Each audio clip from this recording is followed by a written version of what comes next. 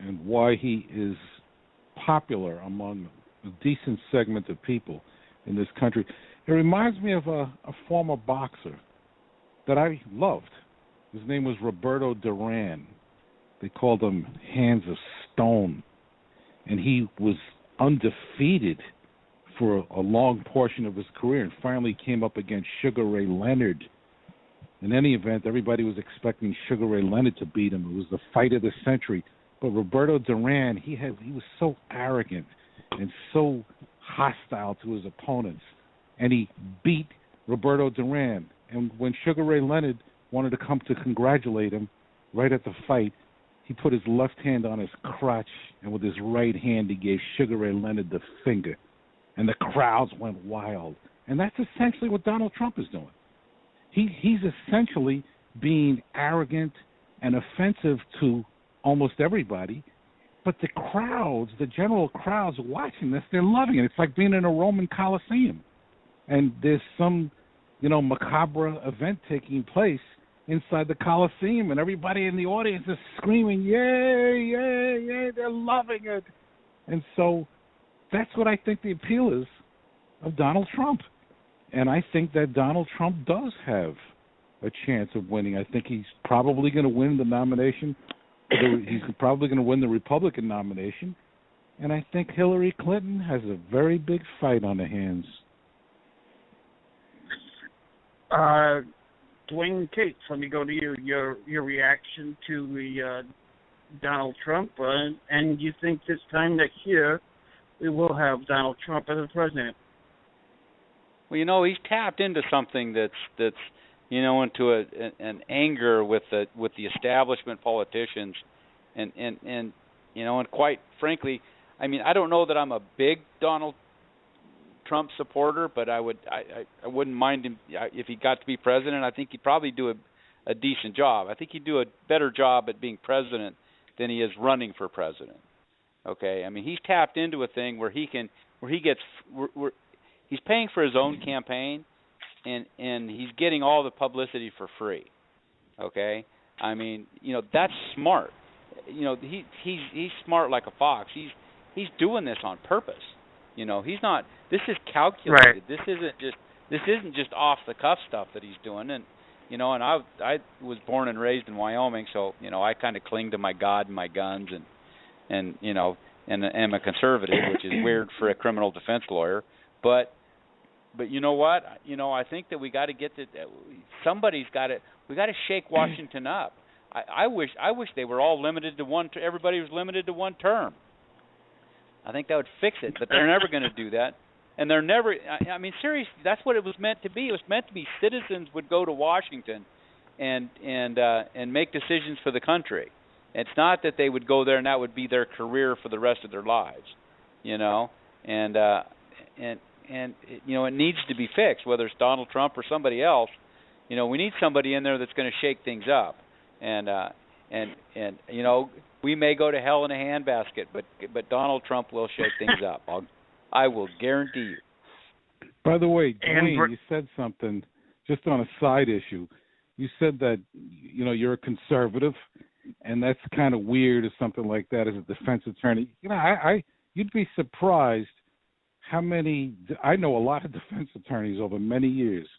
And just because you're a defense attorney doesn't mean you're like some flaming liberal or something like that. Oh, I didn't mean they were flaming liberals, but the bent the bent of most of the lawyer organizations are liberal.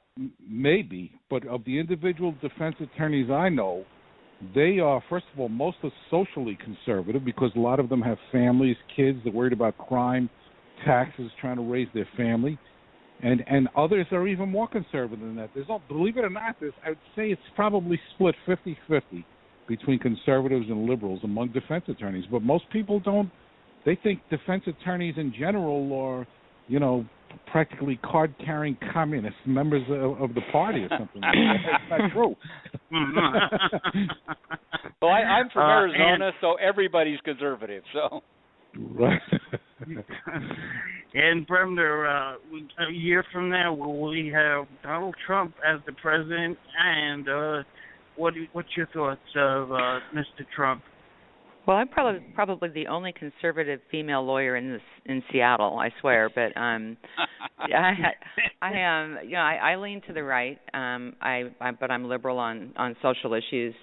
But I think that there's that Italian word. It's called sprezzatura, and it means taking complex things and making them really simple.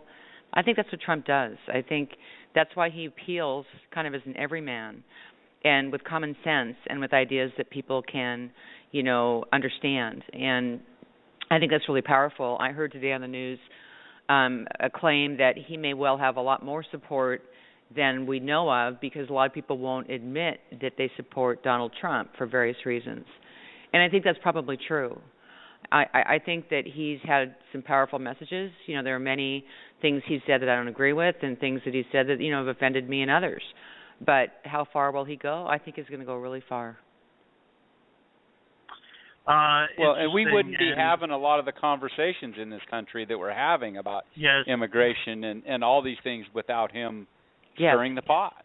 He's a frank speaker. He's got the country talking, right, which is a good thing. Debate is always a good thing. No question about it.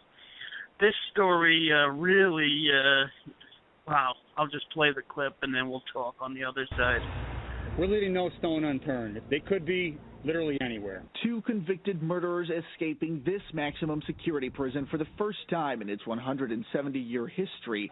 It has hundreds of law enforcement officers scouring upstate New York this morning. These are dangerous people.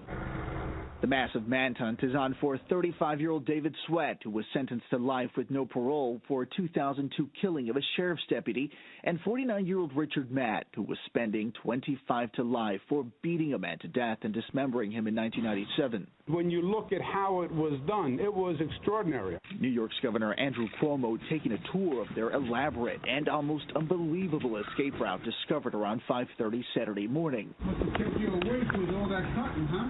After stuffing makeshift dummies into their beds so the guards thought they were sleeping, the inmates somehow obtained power tools to cut this hole in the back of their cell. Cutting through solid steel, they exited onto a catwalk. From the catwalk, they had to shimmy down into a tunnel below. Once there, they had to break through a 24-inch brick wall, then cut through a 24-inch steel vertical pipe, which they then shimmied into, continuing for a significant distance until cutting another hole, making their way into the city sewer. Then, when they reached a manhole, they had to cut through a steel lock and chain, finally disappearing into the neighborhood about a block away from the prison. But not before leaving this racially offensive drawing for prison officials on a post-it reading, "Have a nice day." It's clear that they had help. There's no way. Power tools don't just materialize inside prison cells. This has been being planned for a very long time. Okay, Alex Sanchez, let me go to you first. This did happen in New York. This was a huge story, and what do you make of it? People escaping out of this prison in over 100+ years. Well, you know something? I'm disappointed. I'm disappointed those guys were caught. I wanted to see those guys just escape and elude authorities, because I like when the government is made to look stupid and foolish and incompetent and negligent. I get pleasure out of that. And I was disappointed to find that these guys squandered a fantastic opportunity by getting drunk and smoking dope and eventually letting themselves get caught. I would have wished they would have just squirreled away and eluded authorities and frustrated the government and the governor and the troopers and just led them on wild goose chases. But it wasn't to be. They messed up. And I'm angry at them for that. Okay, let me go over to you, Dwane Cates. What's your take on this story, a very big story that hasn't happened in over 100 years, that they got out of this prison cell? What's your take on this story? Well, I mean, they never could have done it without inside help, and that's one of the problems that they have, in prisons is that sometimes the people it's what's it called where the guards really fall in love with their prisoners. There's a psychological syndrome where it happens, Stockholm syndrome. It's Stockholm. You know. There you go. And so, you know, and that really does happen. And you know, this lady, you know, and plus these guys were con men, and they conned her into it, and you know, and you know, they're criminals. You know, they're criminals for a reason. You know, they're not very smart, and you know, they had a great opportunity. They worked a great plan to get out, but once they got out, you know, they just had to stop and have a few drinks. You know, it just wasn't working out for them. And what do you make of this Prison Break 2015? Well, it was pretty shocking. You know, and I can't remember what her job was. Wasn't she like a tailor or something? It's like, I didn't know they had tailors in prison. Like right. I mean, you look at that and you think, you know what? How'd they get all this downtime, so to speak, to have sex? You know, and how does this kind of thing happen? You know, it's just unbelievable. This kind of, you know, feckless, hapless woman falls for both of them, you know, and off they go. I mean, if Alex is looking for, you know, ineptitude, I mean, we sure saw it in this case, that's for sure, even for the short run that these guys had. Hey, by the way, I want to tell you something. I spoke to a guy that was a former correction officer at that prison, right? And he's a reputable guy. He works as an officer. I'm not going to identify where, but somewhere in New York City. And this is what he told me. He says, yeah, I worked in that place, and there was a lot of sex scandals in there. Well, what kind of sex scandals, I asked. He goes, there were female correction officers that were having sex with inmates, and the inmates' families were somehow making arrangements to have the correction officers get paid money.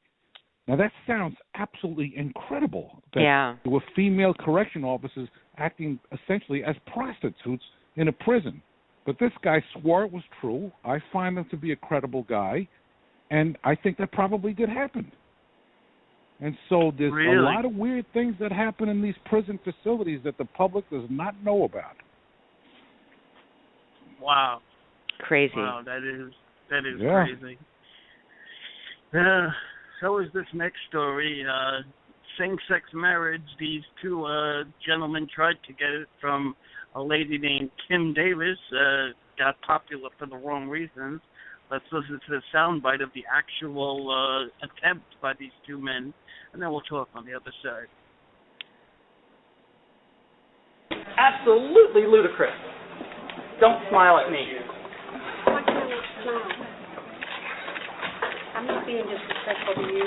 You absolutely have disrespected us. Second-class citizens is what you're doing. You're telling us that we don't deserve the same rights that you do, that you have, I'm saying that you've enjoyed your entire lives. Would you do this to an interracial couple? A man and a woman, no.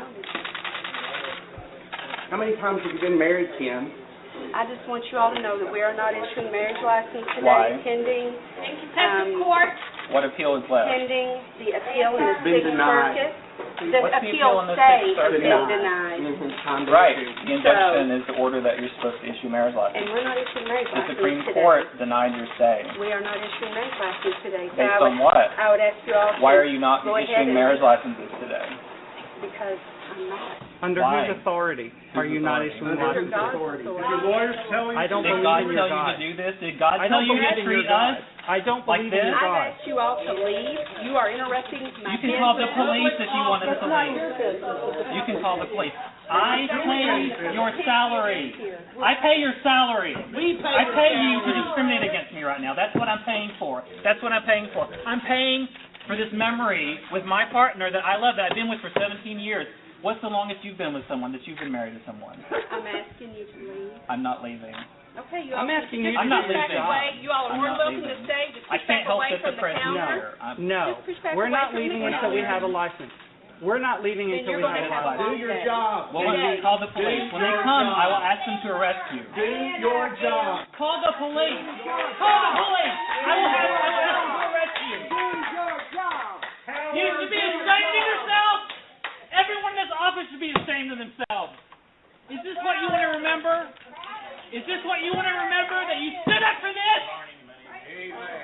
That your children have to look at you and realize that you're a bigot and you discriminated against people?